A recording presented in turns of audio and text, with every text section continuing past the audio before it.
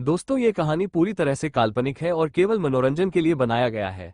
और इस कहानी में किसी भी व्यक्ति, नाम, उत्पाद या वास्तविकता का अपमान नहीं किया गया है। अगर आप लोग हमारे पीआरएम नॉवल चैनल पर नए हैं तो वीडियो को लाइक और चैनल को सब्सक्राइब जरूर करें, ताकि हम आप तक ऐसी वीडियो पहुंचाते रहें।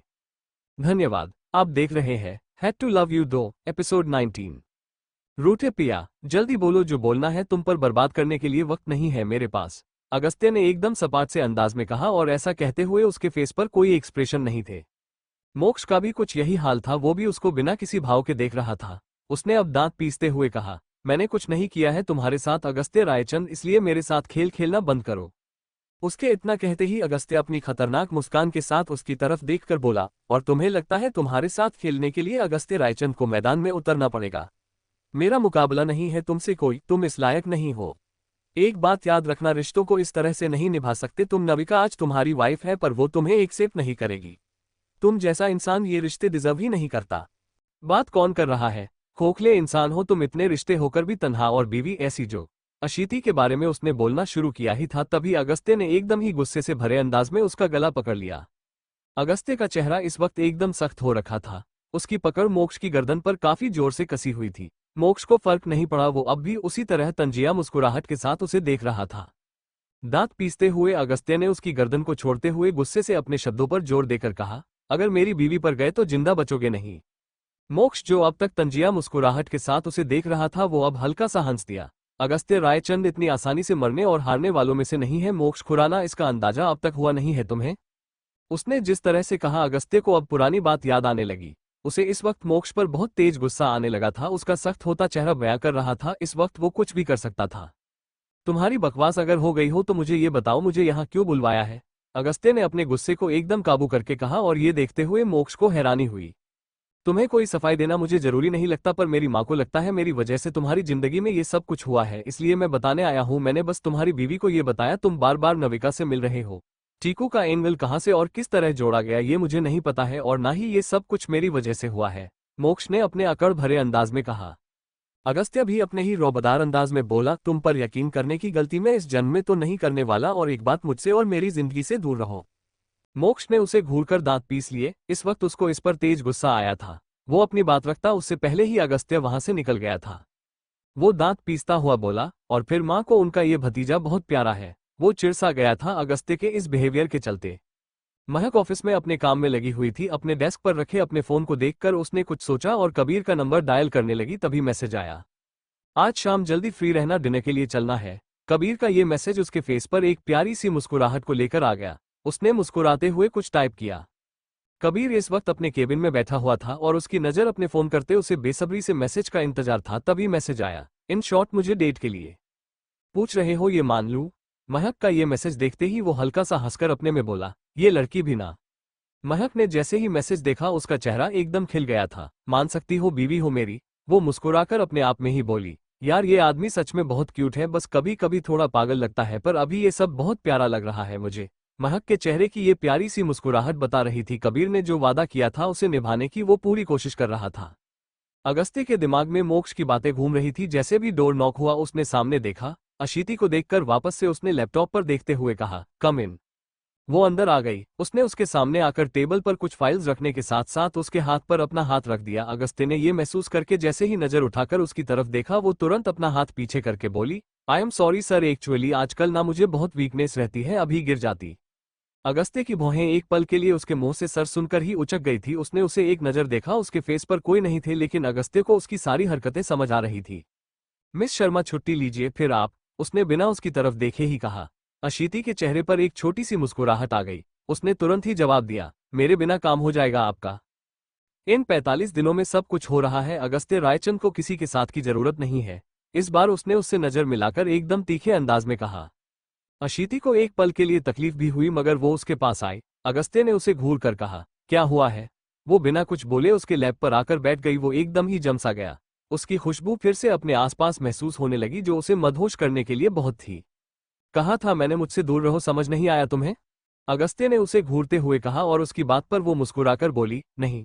उसने उसके गले में अपनी बाहें डालकर उसका चेहरा अपने एकदम ही करीब कर लिया था। अगस्त्य की नजर भी एक पल के लिए उस पर गई, वो भी उसी तरह से गहराई से उसकी आंखों में झांक रही थी। मैं आपके पास हूँ और आप ऐसे कर रहे हैं जैसे हम अजनबी हो। इतना नाराज हैं तो नाराजगी जता लीजिए, कम से कम इस तरह से मुझसे बेअसर तो मत रहिए। वो उसकी आंखों में झांकते हुए से ही बोली थी और आहिस्ता से अगस्त्य के गाल पर हाथ रखकर कहा, आपको इसलिए नफरत होने लगी कि मैं आपको छोड़कर गई, अब पास हूँ और आई प्रोमिस अब हमेशा पास ही रहूंगी। मेरे रूठे पिया मान जाइए ना। अगस्त्य कुछ बोल नहीं पाया, नजर उस पर ही थी। एकदम ही उसके केबिन का दरवाजा खुल गया। सामने खड़े सख्त को देखते ही अशीति तुरंत उठ गई, जबकि अगस्त्य ने एक तिरछी नजर से उसे देखा। अब कौन आया सामने? कैसे मनाएगी अशीति अपने रूठे हुए पतिदेव को? क्या होगा इन दोनों के बीच? अगर मोक्ष ने नहीं किया ये सब तो कौन है इस सब के पीछे? क्या होगा आगे ये जानने के लिए बने रहिए हमारे यूट्यूब चैनल पर। Episode 20 anxieties mood swings. कहा था मैंने मुझसे दूर रहो, समझ नहीं आया तुम्हें? अगस्त्य ने उसे घूरते हुए कहा और उसकी बात पर वो मुस्कुराकर बोली, नहीं। उसने उसके गले में अपनी बाहें डालकर उसका चेहरा अपने एकदम ही करीब कर लिया था। अगस्त्य की नजर भी एक पल के लिए उस पर थम गई, वो भी उसी तरह से गहराई से उसकी आंखों में झांक रही थी। मैं आपके पास हूँ और आप ऐसे कर रहे हैं जैसे हम अजनबी हो। इतना नाराज हैं तो नाराजगी जता लीजिए, कम से कम इस तरह से मुझसे बेअसर तो मत रहिए। वो उसकी आंखों में झांकते हुए गहराई से ही बोली थी और उसने आहिस्ता से अगस्त्य के गाल पर हाथ रखकर कहा, आपको इसलिए नफरत होने लगी कि मैं आपको छोड़कर गई, अब पास हूँ और आई प्रोमिस अब हमेशा पास ही रहूंगी। मेरे रूठे पिया मान जाइए ना। अगस्त्य कुछ बोल नहीं पाया, नजर उस पर ही थी। एकदम ही उसके केबिन का दरवाजा खुल गया। सामने खड़े शख्स को देखते ही अशीति तुरंत उठ गई, जबकि अगस्त्य ने एक तिरछी नजर से उसे देखा। आयुष्मान जी जो सामने थे वो खुश भी कुछ एम्बेरेस हो गए। अगस्त्य मेरी फाइल भिजवाओ बेटा। इतना कहकर वो बाहर निकल गए। अगस्त्य ने फिर से अशीति की तरफ देखा, वो नजरें चुराए खड़ी थी। उसने टेबल पर रखा डेस्क बेल बजाया, जिसके कुछ ही देर बाद प्यून आया। ये फाइल चाचू के पास भिजवाओ, उसने कहा तो टेबल पर रखी फाइल लेकर वो निकला। अशीति को अब भी उसी तरह से खड़ा देखकर वो कुछ चिढ़ सा गया। उसने अपनी चिढ़ और आने वाले गुस्से को दबाकर कहा, हो गया निकलो अब। वो उसकी बात सुनकर मुंह बनाकर बोली, इधर मेरी जान सूख रही है और आपको धमकी की पड़ी है तो हरकतें क्यों करती हो फिर ऐसी? वो सख्ती से उसे घूरकर बोला था। उसे गुस्सा आने लगा था उसके रवैये पर। ऐसी क्या हरकत की? हस्बैंड है आप मेरे, बस आपके पास ही तो बैठी थी, क्या हरकत कर दी? वो चिढ़कर गुस्से से बोली थी। अगस्त्य ने उसे तीखी नजरों से घूरा। अगले ही पल उसने तंज से कहा, हस्बैंड याद है तुम्हें? अशीति जो अब तक गुस्सा हो गई थी, उसने जब अगस्त्य का ये तंज सुना वो रुककर उसे देखने लगी। 2 पल उसे देखने के बाद वो अब झुककर उसकी ब्लेजर को पकड़कर बोली, अशीति अगस्त्य रायचंद नाम है मेरा। अगस्त्य ने उसकी आंखों में देखकर बोला, और कुछ समय पहले तक तुम्हारी पहचान सिर्फ अशीति शर्मा थी ना? आदेश रावल के यहाँ कॉन्ट्रैक्ट साइन कर दिया तुमने? मुझसे दूर जाने की इतनी जल्दी थी कि वहां से सीधा दुबई जाने वाली थी तुम? अशीति ने एकदम चौंककर उसकी तरफ देखा। क्या लगा तुम्हें अगस्त्य रायचंद की नजरों से कुछ बच जाएगा? अशीति शर्मा, जहां तक तुम्हारी सोच जाती है वहां से मेरी सोच शुरू होती है। वो दांत पीसकर गुस्से से बोला। अशीति को अफसोस हुआ। वो एक बार फिर से उसी तरह से उसकी ब्लेजर के सहारे उसे पकड़े हुए बोली, मैं आपके दूर जाऊंगी कहाँ? इतना कहकर वो जैसे ही उसकी लैप पर बैठने लगी उसका बैलेंस बिगड़ा। टेबल से उसे चोट लग जाती अगर अगस्त्य उसकी कमर को कसकर ना थाम लेता। उसे में समेटकर उसकी कमर और बांह पर को रखकर उसने एकदम कहा, दिमाग खराब है तुम्हारा? खुद को तो संभाल नहीं पाती और फिर बात थी बेबी चाहिए। ध्यान ऐसे रखा जाता है फर्स्ट 3 मंथ केयरफुल रहना है बेवकूफ लड़की। उसके लहजे में जो फिक्र थी वो महसूस कर अशीति के लब मुस्कुरा दिए। वो उसे अपनी डांट पर खुश होते देखकर उसे घूरने लगा। अशीति ने उसके गले में बाहें फंसाकर कहा, फिर कहते हैं इस बच्चे पर आपका हक नहीं है, फिर फिक्र क्यों हो रही है मेरी और मेरे बच्चे की? बकवास मत करना, तुम्हारे घर वाले फिर एफआईआर दर्ज करवाने की बात कर सकते हैं।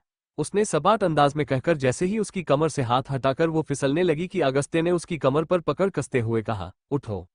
नहीं, उसने जिद भरी आवाज में कहा और अब उसके चेहरे से अपना चेहरा लगाकर उसके कान के पास बोली, आई एम सॉरी ना मेरे मुन्नू के पापा। What are you out of mind? और कोई नाम नहीं मिल रहा तुम्हें? वो एकदम ही बोला और अशीति हंस दी। आप डिसाइड कर लेना ना पतिदेव। उसी खिलखिलाहट भरी आवाज के साथ उसने उसके कान के पास कहा। अगस्त्य ठिठक सा गया। अशीति ने उसके गले पर पकड़ मजबूत कर उसे कसकर होल्ड कर लिया। वो उसके गाल के गाल सटाए बोली, आपकी स्मेल और आपकी प्रेजेंस मुझे कितना सुकून देती है मैं बता नहीं सकती। पागल हो गई थी इस 1 महीने में। मैं बेबी चाहती थी पर डर लगने लगा था। आप मेरे साथ नहीं थे ना मेरे बच्चे को लोग। अगस्त्य प्लीज आप मुझसे नाराज रह लीजिए पर हमारे बच्चे को कर लीजिए। वो आपका खून है, मेरी गलती की सजा, उसे मत दीजिए। उसका मन भारी हो गया था। अगस्त्य ने एक पल को तंज कसा। अच्छा, और अब तक तो तुम खुद काफी थी ना? तुम्हारा बच्चा, तुम और सिर्फ तुम, तो अब मेरी क्या जरूरत है? मेरा खून है ये अब ध्यान आया तुम्हें? जब मुझे पता होना चाहिए था तब बताया मुझे? अशीति के आंखों से गिरते आंसू महसूस करते ही वो शांत हो। अब तक वो उससे इस तरह से बात कर रही थी और अब रोने लगी थी। बस हो गया, रोना बंद करोगी अब? अगस्त्य ने अपने ही अंदाज में कहा, जो सुनकर वो और भी तेज रोने लगी थी। तुम ना बात मत करना मुझसे, उसने चिढ़कर कहा, जो सुनकर वो रोते हुए बोली, एक तो मेरा ध्यान नहीं रखते, मुझ पर गुस्सा भी करते हैं और उल्टा मुझे ही डांटते हैं, कोई ऐसे करता है अपनी बीवी के साथ। अगस्त्य ने लंबी सांस छोड़ी। अच्छा बस रोना बंद करो, it's not good for you. उसने इस बार कुछ शांत से अंदाज में कहते हुए उसकी पीठ पर हाथ फेरा और आहिस्ता से उसकी पीठ को सहलाते रहा। वो सुबकने लगी थी। अगस्त्य ने हल्के से उसके सर पर हाथ रखकर कहा, अशीति रोना बंद करोगी, तुम नहीं, चिल्ला रहा हूं ना, बस स्टॉप इट नाउ। ऐसे मनाते हैं ना स्वीट हार्ट, ना डार्लिंग, ऐसा लग रहा है धमकी दे रहे हो मुझे। उसकी ब्लेजर को अपनी मुट्ठी में भरकर उसने कहा। तो कुछ पल को अगस्त्य की नजर उस पर ठहरी। वो बोलना बहुत कुछ चाहता था पर उसके मूड स्विंग की वजह से उसने कुछ नहीं कहा। टेलीकॉम से उसने किसी को कॉल करके कहा, एक डार्क चॉकलेट केक लेकर भिजवाओ मेरे केबिन में, मेरा मन कर रहा था खाने का, थैंक यू। वो जो अब तक तो रही थी, उसने एकदम चहकते हुए कहा था, जो सुनकर अगस्त्य ने कुछ जवाब नहीं दिया। वो उसी तरह से अपने एक हाथ को उसकी कमर पर रखे हुए थे। उसने अपना दूसरा हाथ लैपटॉप पर चलाना शुरू कर दिया। वो उसे हक किए हुए उसे ही देख रही थी जिसकी नज़र स्क्रीन पर थी। अशीति ने अब हल्के से उसकी दाढ़ी को छूकर कहा, शेव करना बिल्कुल बंद कर दिया है क्या? आई नो मुझे आपकी ये दाढ़ी बहुत पसंद है, पर इतनी भी नहीं कि भालू ही बन जाओ। अगस्त्य एक नज़र देखा, वो बिना कुछ बोले अपने काम में लगा रहा। अशीति उसकी दाढ़ी के बीच अपनी उंगलियां चला रही थी और अब उसकी मूंछ को उसके सेट करके कहा, सच्ची में मैंने ना इतने हैंडसम आदमी को इतने पास से नहीं देखा, देख भी नहीं सकती। वो बोला तो अशीति ने हंसकर, मतलब आप हैं, आप कुछ ज्यादा ही हैंडसम है आप। उसने उसकी तरफ देखा और बोला, मेरे अलावा किसी के इतने करीब नहीं जा सकती तुम। वो जिस तरह से गहराई से बोला था, वो एकटक उसे देखने लगी। इतना यकीन है फिर देव पसंद करता है वो तुम्हें? अगस्त्य ने बीच में ही उसकी बात काटकर कहा। ये सुनते ही अशीति ने एकदम चौंक कर उसे देखा। नहीं, आपका ना दिमाग खराब हो गया है थोड़ा सा? हम जब डिवोर्स के बाद प्रपोज करेगा तो तैयार रहना शादी के लिए अपनी, उसने तंज से कहा, जबकि अशीति ये बात सुनकर एकदम ब्लैंक हो गई थी। वो इस बात पर यकीन नहीं कर पा रही थी। डिवोर्स दे देंगे आप मुझे? उसने उसकी आंखों में एकदम ही गहराई से कहा और अगस्त्य ने अपना चेहरा फेर लिया था। एक कमरे में एक आदमी चेयर पर बैठा था। उसने शातिर सी मुस्कान के साथ कहा, तुम्हारी वजह से इतना कुछ कर दिया है मैंने, वरना उस लड़की की जिंदगी को पूरी तरह से बर्बाद कर देता मैं। उस शख्स के इतना कहते ही कोई एकदम तेजी से उसकी गर्दन पकड़ गया। दीवार पर नजर आता साया बता रहा था, उसने एकदम जोर से उसकी गर्दन को पकड़ रखा था। कौन है ये? क्या अगस्त्य को जो लगता है वो सही है? क्या सच में देव करता है अशीति को पसंद? किसने किया है ये सब? क्या अपने बच्चे के लिए अगस्त्य और अशीति के बीच के फासले इसी तरह से कम हो पाएगा?